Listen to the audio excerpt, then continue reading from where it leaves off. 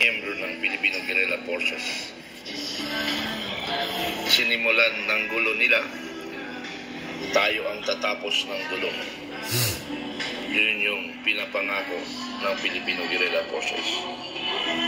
Ang atin lang naman ay gusto lang natin baguhin ang bansang Pilipinas. Correct. Wala kaming ibang hangad na mabago ang politikang sistema ng Pilipinas. Dahil sa politika ng sistema ng Pilipinas, naghirap ang ating bansa. Naghirap ang ating bansa. Una, dahil sa pagnanakaw. Kumilig pa rin na nagtuturo nito sa pagnanakaw. Kung magbago ang panahon, walang gagastusin ang mga kandidato. Ang kumilig lahat ng gagastos. Pag sinabi natin na magastos, ininanakaw nga lang ang pera natin. Mas maganda ngayon yan na para lahat ng gustong mag-ambisyon na tatakbo sa anumang posisyon ay hindi gagastos at lalong makakasali yung mga walang panggastos. Dahil walang ang gagastusin, bawal. So, ngayon, baliktad ang sino pa ang gumagawa ng mga violation sa batas katulad ng korupsyon, pagbababoy sa saligang batas, abuse of power, narco-politics, pro-communist, addict. Ito sana ang inimbestigahan ng Senado or Congress. Pero bakit baliktad? Si Inday Sara kanilang ginigipit si Sara. Imbestigahan. Lagi ang imbestiga. Gusto nilang wala sa hulog. Imbestigahan si Captain Dado. General Dado. For what? May probable cause ba yung kanilang charges? Baka matawa lang tayo doon sa charges na yun. Kaya lang ang problema, inciting to kung hindi sedition makaya daw ng abogado natin, dahil sila nga ang authority, magagawa nila ang gusto nilang gawin. Correct. But according to process of filing of cases, you'll be a chance to defend yourself within 18 days. Bibigyan ka ng pagkakataon, bibigyan ka ng filing of charges, and then you counter that charges. And pag na-prove ng fiscal, saka dadalhin sa judge. So meaning, aabutin niya ng 1 month bago magpalabas ng warrant of arrest. So ganun ang proseso, Ngayon, kung may lumabas na proseso bukas, pag lumabas ang warrant of arrest bukas, binaboy na naman nila ang batas. Yeah, correct. Yan yung nakakagalit.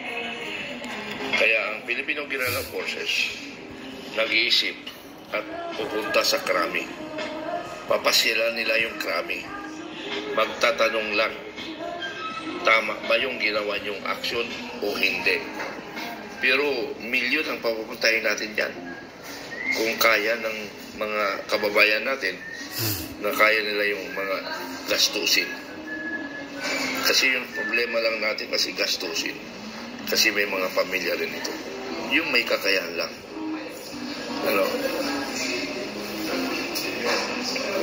So, sundin sana ang proseso. Okay lang yun.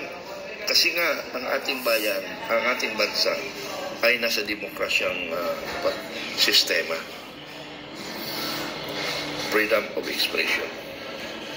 Pinapahayag lang natin ang ating damdamin, ang galit ng ating damdamin.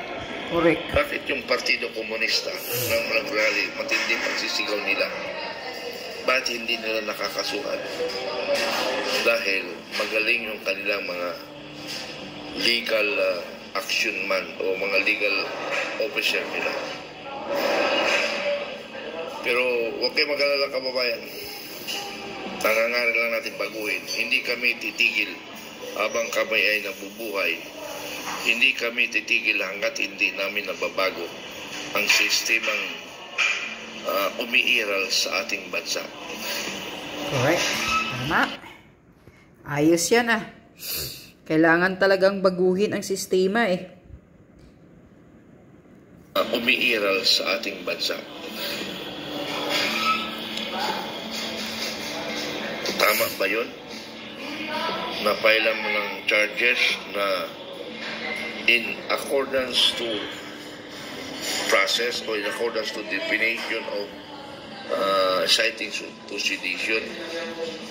Inside, challenge mo ang sinuman. Pero kung walang kumilos, walang umaksyon, walang exciting to sedition doon. Unless may kumilos, wala yun. So, maaaring si General Torre, may utak rin yan, ano? Alam niya siguro yan, pero dahil nga sa bayad siya,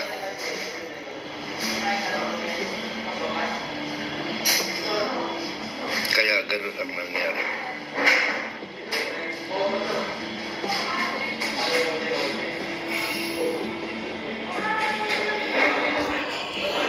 Magkakasubukan tayo. General Torre, gusto mo ng gera?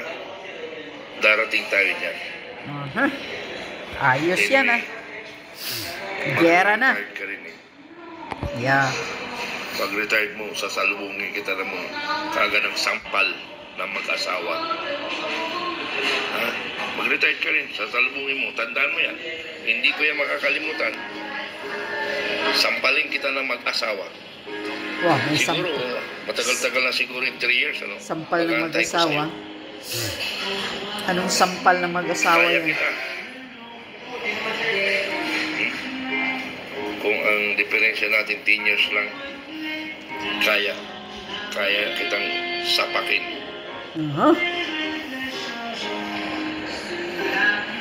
Kaya magkaparehas lang naman kayo kalaki siguro o katangkad eh. Demonyong administration. Yeah. Maging general ka dahil tutang ka lang. Ang nakakaya dyan, General Torre, mag-retired ka na walang hiya ka. Ang akala mo, tuwang-tuwa ang kababayan mo. Natutuwa yung kababayan mo doon sa mga kasabwat ng magnanakaw. Adik.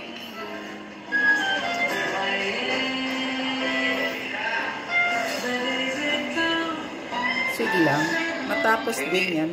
Kung totoo kang magaling na general, bakit yung isang junior mo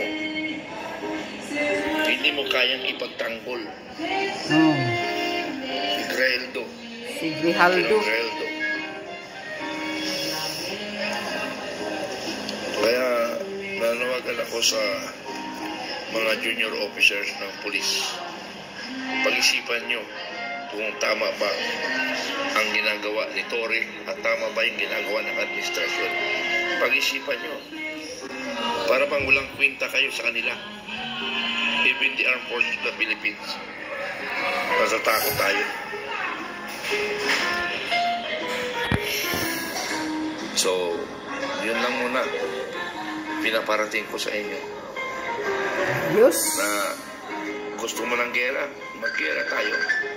Okay. Namasahin ko lang muna. Anong klaseng gera? Barilan face to face? Ha? Kaya nga, sobrang yabang ni Torre eh.